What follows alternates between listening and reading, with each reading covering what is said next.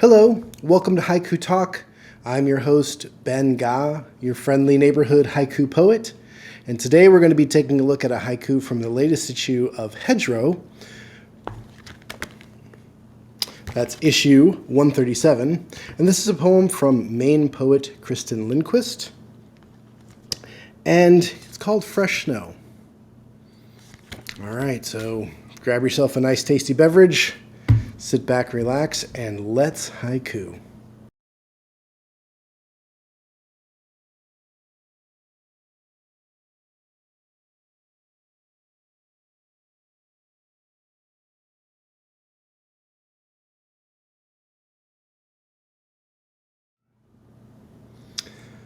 Welcome back. Good to have you here. Good to see you. And just so you know, my cat Anastasia is running around crazy in the background, and if you see her or hear her, that's what's going on. Cat's just being a cat. So today we're going to take a look at a nice poem by Kristen Lindquist called Fresh Snow. And we're in sort of this weather pattern here in the Midwest in the United States where we get warm in the weekends, at least in St. Louis, and then we get cold by like Thursday and Friday with a chance of snow and sleet. And that is happening again this week. And even though it's a little warm today and bright and sunny today, by Friday it's going to be cold and icy. So this poem definitely spoke to me from the latest issue of Hedgerow. And I also think that it gets at one of these elements of haiku and kind of the relationship that haiku poets, anyway, have with the natural world. And so let's go ahead and take a look at the poem, and we'll get into those details after that. So the poem is Fresh Snow. The path I'm on, not made by humans. Fresh snow. The path I'm on, not made by humans. Great poem. And what I mean by the relationship that haiku poets have with nature and how this gets to that is this notion that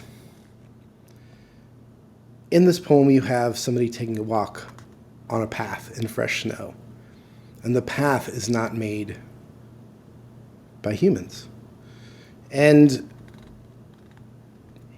in haiku language, and you especially see this going back probably to Issa, Japanese master Issa. It's just one of the three big masters of Japan, Basho, Busan, and Issa, where you have this real sort of sense of equality between humans and everything else in the natural world.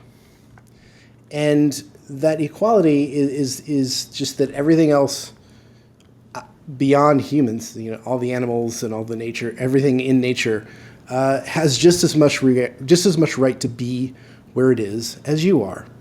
And when you have that approach of that you are part of nature, that nature isn't made for you, but that you are part of it, you come from it, your relationship to things around you starts to shift a little bit, and you notice things and make associations with things in a little bit of a different perspective. And what Kristen does here so well is that she, makes note of the fact that the path that she's walking, she's following a path in the snow. And that path was not made by a human, it was made by some other animal. And so it's acknowledging that this other animal had created a path through the snow that anybody can follow, be it another animal or be it a human animal. In this case, the eye of the poem. And we get to take that path in this moment. And that's one of these things that when I do talks and workshops, that I really try to call attention to is sort of the haiku thinking. And one of the things I talk about is imagine when you are, when you're driving down a street, a suburban street, let's say, where you have yards. Most of those yards are covered in green grass. And most of the time you just drive by and you just see green grass, you know what it is, you know it's a yard, and you don't pay much more attention to that. It's kind of this unified thing that you associate with it. It's just a yard, grass, green. Now, if you were to go into one of those yards, or your own yard if you're lucky enough to have one, and you stand on said grass, which is green, and you look down, and you really start to look down and really pay attention to that green grass, you'll start to notice that there's a lot of complexity in that green that you're standing on. There's a lot of variety of things growing there. And if you really get down and look really close, you'll see all sorts of different types of greenery and growth. And then you'll notice all of the different sort of little bitty bugs and little bitty things crawling around in there. And everything that's alive and living in that little bitty space beneath your feet that you're bending over to look at, all of that happens regardless of whether you're there or not. It all just exists. It's all just living. It's all part of what's happening at that part of the world at that particular moment. You just happen to be there observing it. And that sort of mindset that you are observing life and that you are part of that environment and not in control of it, it's not meant for you per se, just a different kind of mental shift. And when you start to pay attention to all of those little details and that little part of the grass that you're looking at and everything going on there, all the little life happening, it just makes you take pause and kind of appreciate things that are around you, things that you take for granted, that you don't stop to consider that are actually there. Like I said, when you drive down that street or take a walk down that street, you just see green yard, green yard, green yard, without ever considering all the different types of things that are happening in those yards. And so what I really like about this piece is that not only are we drawing attention to the fresh snow, but we are drawing attention to the fact that the path in the snow is made by something other than humans. And it's part of this shared experience that you're having with the natural world, with other things in the natural world that do make paths, that do exist in this world, have their own agenda in this world, create things in this world, and move about that we can benefit from, we can share from, we can walk along with, we can follow along with, follow their path. And it's a really, really nice little moment that calls attention to that sort of haiku thinking. And if you find yourself starting to read more of these poems and really start trying to write some of these poems, or if you are writing these poems, you know exactly what I'm talking about, is that in the reading and the writing, they start to give you permission to really stop,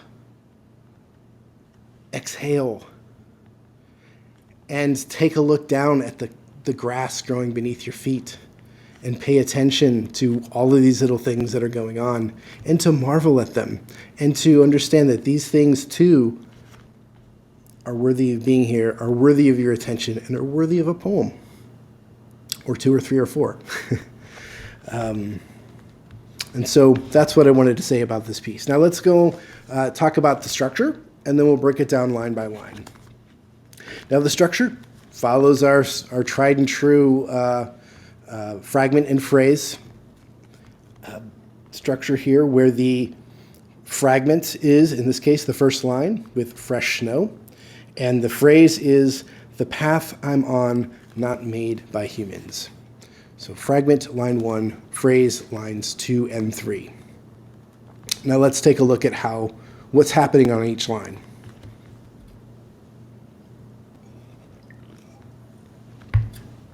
So in line 1, what do we have in this fragment? We have fresh snow. We have this beautiful, beautiful line of fresh snow. And if anybody that's experienced fresh snow knows how beautiful and how magical this is. And what's nice about the one modifier, the one description we have of the type of snow it is that it's fresh, is that fresh snow doesn't give you any sense of doom, doesn't give you any sense of danger, or anything negative at all. It's a delightful word and a delightful description. And it immediately puts you in a place, in a scene. It doesn't really tell you where you are yet, but it puts you soundly in the winter, or in this case, maybe early spring, or that cusp between. And it's, or perhaps you're up in the mountains, somewhere where you would encounter fresh snow. And that's up to you, dear reader myself, to step into the moment and attach meaning to that fresh snow, attach a visualization, attach senses, sensual experiences to that. And for me, I just see, waking up in the morning, looking out, and for me, I go to initially fresh snow. I think fresh day, fresh new day, and I'm looking out on the yard, looking out on the, just to see nothing but snow. I haven't stepped in it yet. There's no footsteps. Cars haven't driven on it yet. It's just this beautiful sheen white blanket of undisturbed snow. And it's a very nice place. I like being there. But I understand I'm reading a poem, so I am nudged forward to want to read line number 2, so I know more about where I am, and so I can get a little bit more detail about the moment that's unfolding. Again, because with a haiku, it's a moment that's been captured in the present tense that unfolds in the real time. And so if we just had fresh snow, that's just kind of telling me about fresh snow. Now let's see what's the thing that's unfolding around the fresh snow. And we get more information of that in line 2. In line 2, we have the path I'm on. The path I'm on. So suddenly, now we have some sort of location. It's not just fresh snow. And my initial thought of being inside, maybe looking out at a yard, now has completely shifted to a specific place. I'm on a path somewhere. So now I know I'm outside. It's fresh snow. So I still think it's probably early in my day, in my moment anyway, because nothing's been disturbed yet. It's still fresh. But I'm out walking. And what a beautiful thing to be out walking on a path in the fresh snow. A lot of times, because we work, we have jobs, we have obligations, we have responsibilities, we don't necessarily get to go out and walk on a path when the snow is fresh. So Kristen has given us a real gift of a moment here to actually imagine and step into that place of fresh snow and being out on a path. It's very nice. And that takes me to line 3, because I want to know more about this path I'm on. And line 3 tells me that the path is not made by humans. Not made by humans. What a great line. And what a great way to cap off the moment with this little detail. Because I know that the snow is fresh, and I'm out walking, and I'm on a path. But suddenly, this path that I'm on, I recognize, is not made by humans. That means it's not made by a snow shovel. It's not made by other people stomping around. And now my mind goes into thinking like, well, what kind of path is made? What animal made this path? What something made this path? And then I think of all the years of my life where I've been out in snow and I've seen rabbit tracks, I've seen,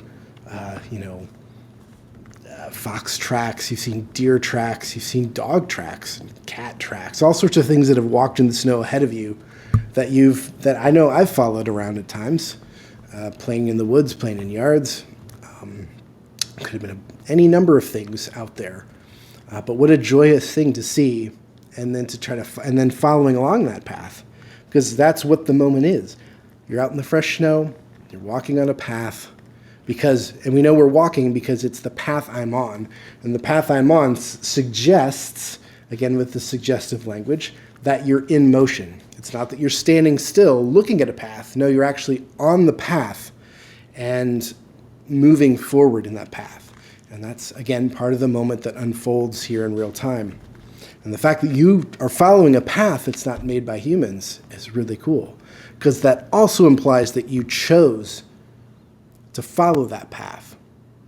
So now, again, you have more things to think about it, and where is this scene set? Where would you be in the world where you were out and about in fresh snow and you're following a path made by something that's not human?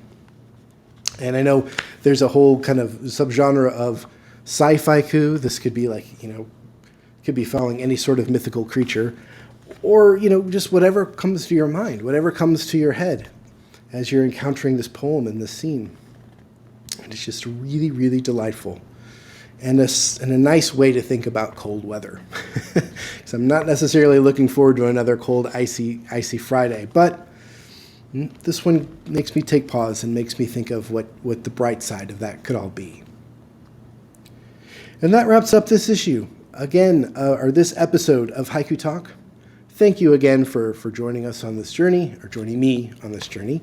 And hope you enjoyed the poem. Again, this comes from the latest issue of Hedgerow, which is number 137. This journal comes out of the UK. And wonderful, nice, square journal. I always like to have things you can hold in your hand. And do check them out. It comes out a couple times a year, and that's it. So until next time, please like this if you liked what you watched today. Subscribe to the channel if you feel so inclined. And if you do subscribe, make sure you ring the bell to get notified when new episodes go live. Until next time, have a great day.